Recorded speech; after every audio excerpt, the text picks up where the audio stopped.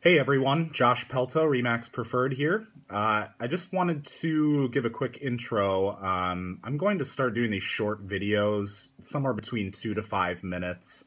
And my goal is to kind of cover some of the important things that, whether you're a buyer or a seller, depending on your situation, you're likely to encounter in a real estate transaction. And my goal is to kind of reflect the things that I talk about when I first sit down with a new buyer or a new seller. A lot of these topics are things that I talk about. Education is a huge part of what I do as a real estate agent. So hope these videos are informative. I'm going to try to keep them as short as I can so that people will stay engaged. I know if I go too long, people kind of tune out. So the first topic I want to talk about is if you are a home buyer and you've been searching for a house and you finally find that one that you're sort of in love with, what happens next? So the first thing you're going to do is you're going to talk with your real estate agent and you're going to submit an offer to the sellers in writing.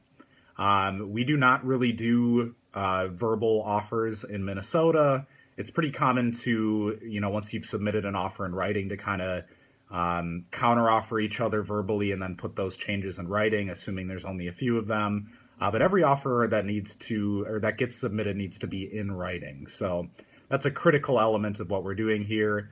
You're submitting a purchase agreement to the sellers that, if signed by all parties, would become legally binding.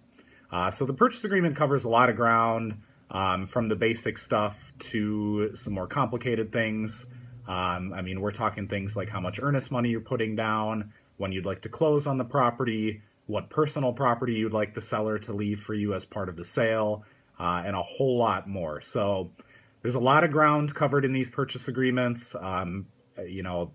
Every little thing you can think of is kind of covered in the basic purchase agreement that we end up writing. So one thing to keep in mind with the way the market has been, if you're kind of looking in that, first-time home buyer range, maybe under 300,000, depending on the neighborhood or the location, there isn't a lot of counter-offering that's happening right now. So when you submit an offer to a seller, they can do one of three things. They can either accept the offer as is, they can reject the offer outright, or they can counteroffer on specific terms that are in the purchase agreement. So what we're seeing a lot, recently is homes that end up in multiple offer situations within the first few days.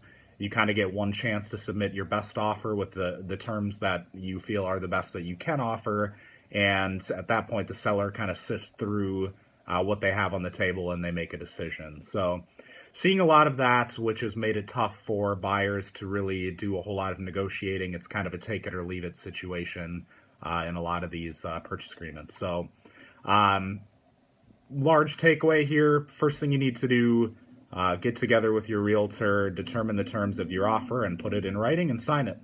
At that point, it's sent to the seller and you kind of see where that ends up taking you. So my goal when I do these videos is to cover small snippets of what I would, like I said, talk about in my initial appointments with clients. If you have any suggestions on things that you're curious about or misperceptions maybe that you've heard about buying or selling your house, please let me know. You can send me a direct message. You can email me, call me.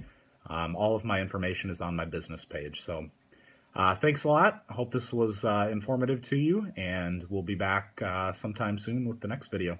Thanks.